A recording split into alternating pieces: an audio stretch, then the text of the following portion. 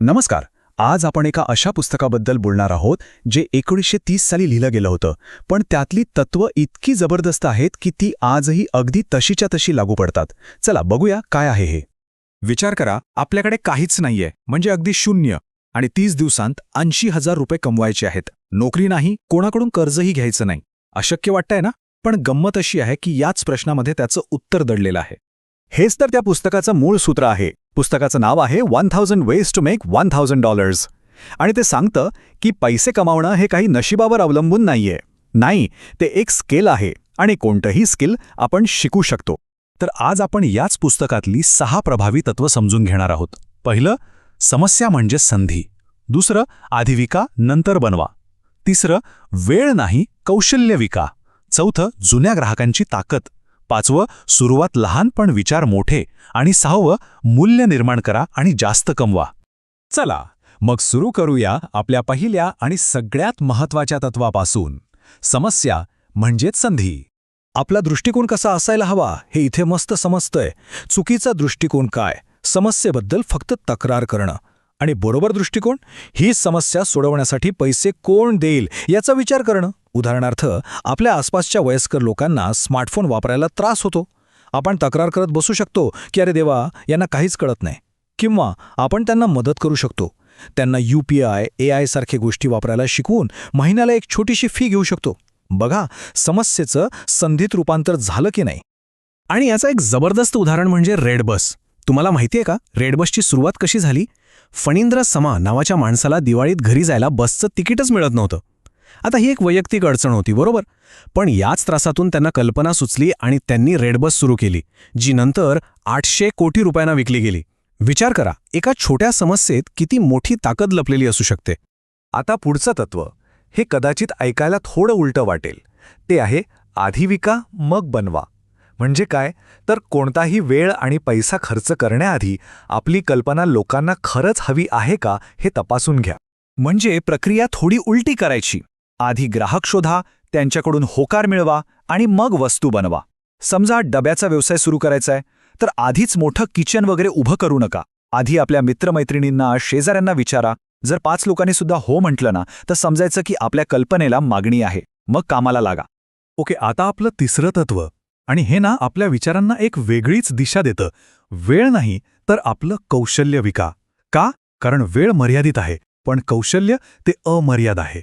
हे बघा, जेव्हा आपण नोकरी करतो तेव्हा आपण दिवसाचे 8-9 तास विकतो. दिवसभरात तास किती? फक्त 24. म्हणजे आपल्या कमाईवर एक मर्यादा येते.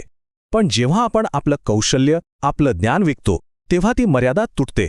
आता कदाचित मनात येईल की माझ्यात असं काय खास कौशल्य आहे?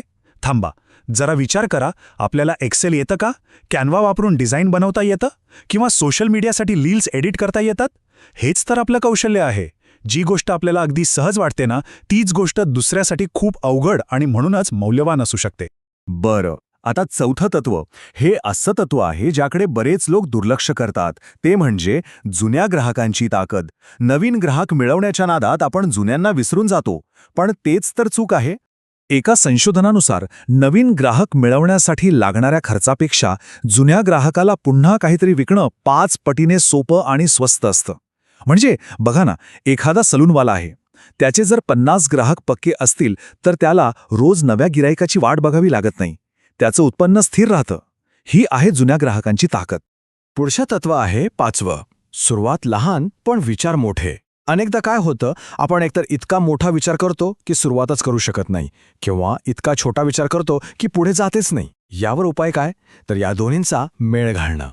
या बेकरचं उदाहरण बघा. तिने सुरुवात कशी केली? घरातून, फक्त मित्रमैत्रिणींसाठी केक बनवून. मग हळूहळू इंस्टाग्राम पेज सुरू केलं.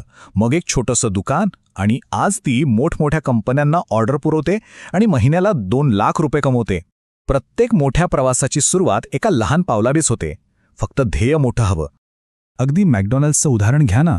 त्यांची सुरुवात रस्त्याच्या कडेला असलेल्या एका छोट्याशा बर्गरच्या गाडीतून झाली होती.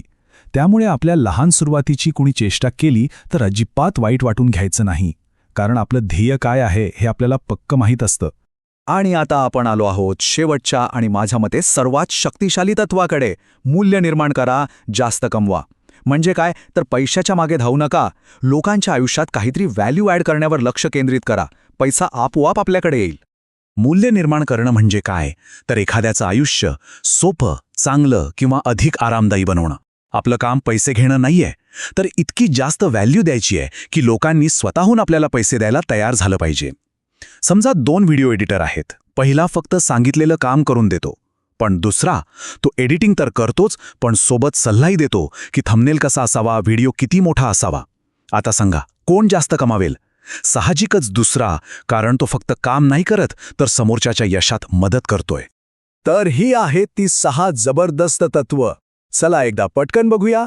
1. प्रत्येक समस्येत व्यवसाय शोधा. 2. कल्पना बनवण्याआधी विका. 3. आपलं कौशल्य विका, तास नाही. 4. जुन्या ग्राहकांना टिकवून ठेवा. 5. सुरुवात लहान करा पण ध्येय मोठं ठेवा. आणि 6. मूल्य निर्माण करा, पैसा आपोआप मागे येईल. एक गोष्ट लक्षात ठेवा, पैसे कमावण्याचे मार्ग हजारो आहेत, पण त्या सगळ्यांच्या मुळाशी एकच गोष्ट आहे, लोकांची समस्या सोडवणं. त्यामुळे खरी अडचण कल्पनांची नाहीये, खरी अडचण आहे कृतीची.